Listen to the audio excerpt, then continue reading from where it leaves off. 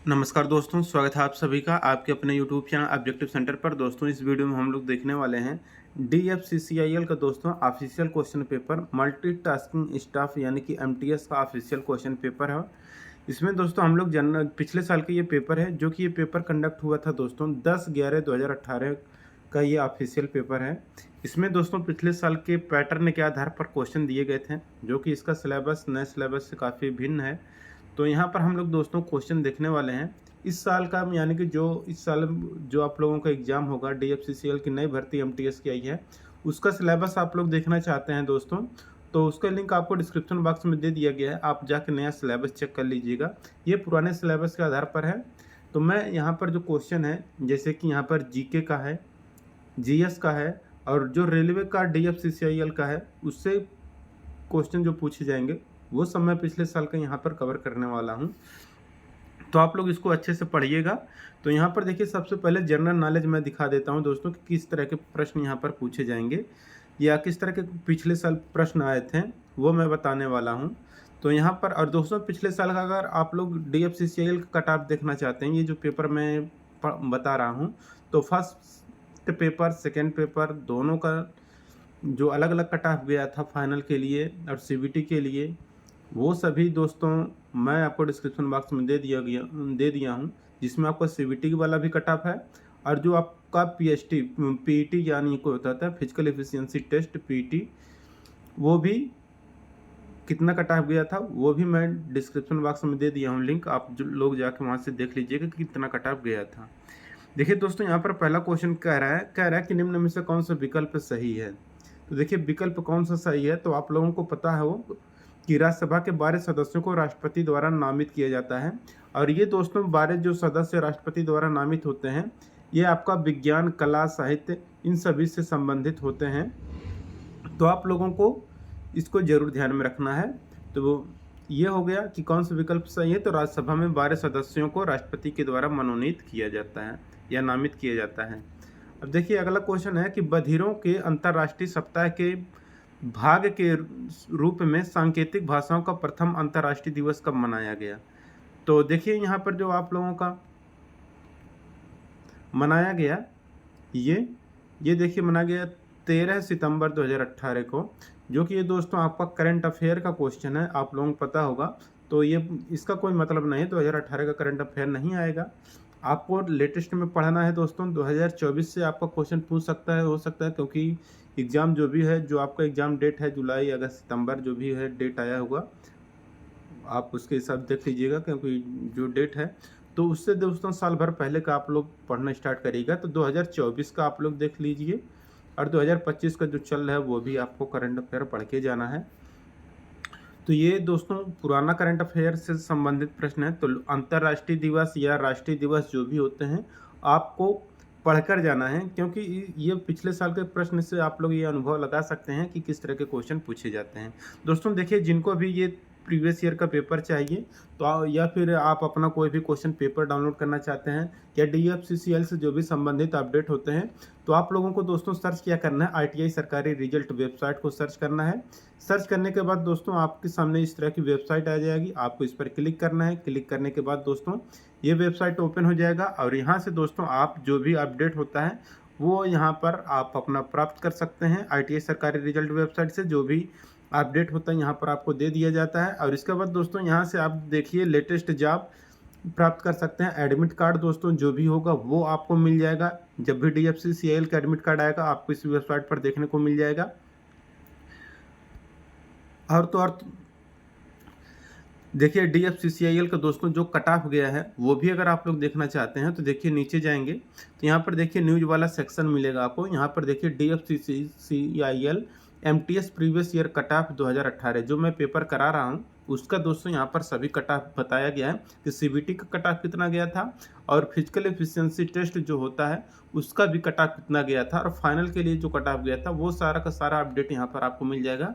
तो ITI सरकारी result वाले सेक्शन में जाके इसको देख लीजिएगा। बाकी DFCCIL का अगर आप लोग एग्ज़ाम डेट देखना चाहते हैं, तो यहाँ पर देखिए DFCCIL का नया जो एग्ज़ाम डेट जारी हुआ है वो यहाँ पर आपको इस वेबसाइट पर देखने को मिल जाएगा। अब देखिए दोस्तों यहाँ पर तीसरा क्वेश्चन है। तीसरा क्वेश्चन कह रहा है कि एक साधारण लोलक में कठोर स्टैंड से लटकती हुई धागे से बंधी हुई धातु की एक छोटी गेंद या पत्थर का एक टुकड़ा समाविष्ट होता है। धातु के गेंद को लोलक की क्या कहा क्या कहते हैं उसको? तो इसको दोस्तों हम लोग साहुल बोलते हैं। तो साधारण लोलक में कठोर स्टैंड से लटकती हुई धागे से बंधी हुई धातु की एक छोटी गेंद या पत्थर का एक टुकड़ा समाविष्ट होता है। धातु की गेंद को लोलक का साहुल कहते हैं। ठीक, जो लोग मिस्त्री यूज करते होंगे, देखते होंगे, जो घर बनाते हैं वो लोग भी यूज करते हैं, उसको भी हम लोग साहुल बोलते हैं। तो उसी से रिलेटेड ये भी संबंधित है। ठीक, तो ये हो गया दोस्तों। अब देखिए यहाँ पर चौथा क्वेश्चन क्या कह रहा है कि निम्न में से कौन सा कथन सही है। तो यहाँ पर बहुत सारे ऑप्शन दिए गए थे। तो इसमें दोस्तों पहला ऑप्शन सही है कि जो डॉक्टर जाकिर हुसैन थे ये भारत के दूसरे उपराष्ट्रपति थे। ये ऑप्शन सही होगा। बाकी और सब ऑप्शन जो है वो आपका गलत है। ठीक, पांचवा क्वेश्चन देखिए यहाँ पर क्या कहा गया है। कह रहे हैं कौन सा G4 राष्ट्रों का सदस्य नहीं है। तो G4 राष्ट्रों का जो सदस्य नहीं है वो है दोस्तों आपका इटली। ये दोस्तों 2018 का जो था ये हो गया दोस्तों इससे संबंधित G4 राष्ट्रों से संबंधित प्रश्न। तो G4 राष्ट्रों में जो सदस्य शामिल नहीं है वो है इटली, जबकि G4 राष्ट्रों में यहाँ पर भारत, जापान, जर्मनी ये सब शामिल हैं। छठा क्वेश्चन देखिए क्या कह रहा है। कह रहा है पेट्रोलियम जो कि दुर्लभ पदार्थ है और जिसे पृथ्वी की उप सतह में ढूंढना कठिन है को प्रायः निम्न में से किस उपनाम से संदर्भित किया जाता है। तो देखिए पेट्रोलियम को दोस्तों हम लोग काला सोना के नाम से भी जानते हैं, ये आपको पता होगा। तो इस तरह का क्वेश्चन यहाँ पर पूछा गया है जनरल नॉलेज में DFCCIL में। और देखिए और मैं क्वेश्चन यहाँ पर बता दूँ, सातवां क्वेश्चन देख सकते हैं कि निम्न में से मिट्टी या भूमि को ढकने की वह कौन सी प्रक्रिया है जिसमें पौधों की वृद्धि, विकास और कुशल फसल उत्पादन के लिए अधिक अनुकूल परिस्थितियाँ बनाई जाती हैं। तो इसको हम लोग बोलते हैं पलवार। तो पलवार यहाँ पर करेक्ट आंसर हो जाएगा। आठवां क्वेश्चन देखिए, उस वाद्य यंत्र का चुनाव करें जिसे लंबवत स्थिति में रखकर कमान धनुष द्वारा बजाया जाता है। तो ये रहता है दोस्तों आपका सारंगी। यानी कि दोस्तों देखिए जितने भी इंस्ट्रूमेंट होते हैं संगीत वाले उसको आपको ज़रूर पढ़कर जाना है, क्योंकि दोस्तों पिछले साल में इसी तरह के प्रश्न पूछे गए थे। ये आपका स्टैटिक जीके का काम करेगा। तो जितने भी वाद्य यंत्र होते हैं आप लोगों को उसको ज़रूर पढ़ के जाना है। जितने भी दोस्तों आप लोगों के वो शास्त्रीय नृत्य होते हैं, लोक नृत्य होते हैं, इसको पढ़ के जाना है। और करंट अफेयर आपको साथ में पढ़कर ही जाना है। और देखिए ये है जितने भी राष्ट्रीय अंतर्राष्ट्रीय क्रिकेट होते हैं ये सभी आपको पढ़कर जाना है। अंतर्राष्ट्रीय क्रिकेट में सचिन तेंदुलकर के पश्चात हाल ही में कौन सा भारत का दूसरा कैप्ड क्रिकेट खिलाड़ी बना था। ये सब दोस्तों देखिए करंट अफेयर का क्वेश्चन है। तो हालांकि ये 2018 में जो आया था उसमें महेंद्र सिंह धोनी था। बाकी ये सब क्वेश्चन फिर से रिपीटेड नहीं होंगे, मतलब करंट अफेयर वाले। तो आप लोग लेटेस्ट में करंट अफेयर पढ़कर जाइएगा। ये सब पुराने करंट अफेयर हैं, इसको पढ़ना कोई वो नहीं लगता है। अब देखिए 10 नंबर का क्वेश्चन क्या कह रहा है। कह रहे भारत में सती प्रथा के निषेध हेतु विधि निर्माण के लिए उसके साथ सर्वाधिक निकटता से निम्न में से कौन संबंधित हैं। तो देखिए सती प्रथा का अंत राजा राम मोहन राय या इसके लिए जो जागरूकता फैलाएं ये राजा राम मोहन राय ही थे। तो सती प्रथा का जो विरोध किए वो राजा राम मोहन राय थे। सती प्रथा का अंत किसने किया? तो राजा राम मोहन राय ने। ये क्वेश्चन हो गया।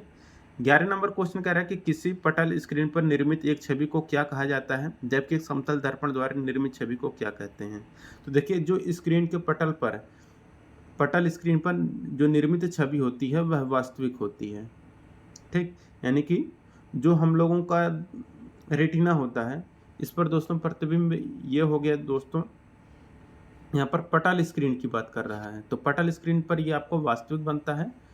ठीक, और जो समतल दर्पण होता है तो समतल दर्पण से हमेशा आभासी प्रतिबिंब बनता है।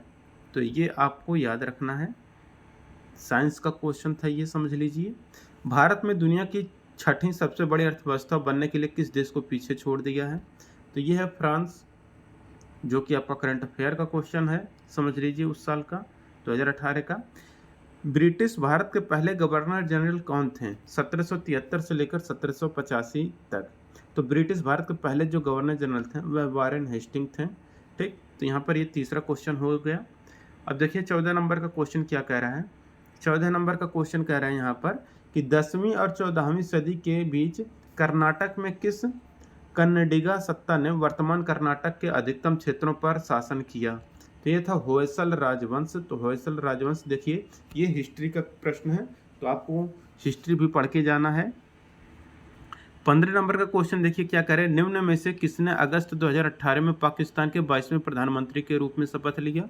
तो उस समय जो दोस्तों जो थे वो इमरान खान थे 2018 में पाकिस्तान के 22वें प्रधानमंत्री। बाकी करंट से संबंधित जितने भी प्रश्न होते हैं, नियुक्तियां होती हैं, आप लोगों को जरूर पढ़कर जाना चाहिए ताकि आप लोग ज़्यादा से ज़्यादा इसको कर पाएँ। तो ये दोस्तों जनरल नॉलेज हो गया। बाकी दोस्तों देखिए मैथ यहाँ पर सॉल्व कराना संभव नहीं है, तो इसको हम थोड़ा स्किप करेंगे यहाँ पर, क्योंकि मोबाइल के स्क्रीन पर ये नहीं चल पाएगा कि यहाँ पर कुछ भी लिखने वाला काम। बाकी ये रीजनिंग आ गया यहाँ पर। अब यहाँ पर कुछ प्रश्न देख लेते हैं हम लोग साइंस के। ये आ गया आपका रीजनिंग। अब देखिए यहाँ पर जनरल साइंस के प्रश्न किस तरह के आते हैं वो भी चेक कर लीजिए, या इसको अगले वीडियो में कवर कर लेते हैं ताकि ये वीडियो लंबा ना हो। तो आप लोग जनरल साइंस का वीडियो अगले वीडियो में हम लोग देख लेंगे। लिंक आपको डिस्क्रिप्शन बॉक्स में दे दूंगा, आप लोग उसको ज़रूर चेक कर लीजिएगा। ये आगे का क्वेश्चन जो है जीके वाला आपको दे दिया जाएगा डिस्क्रिप्शन बॉक्स में, उसको चेक कर लीजिएगा।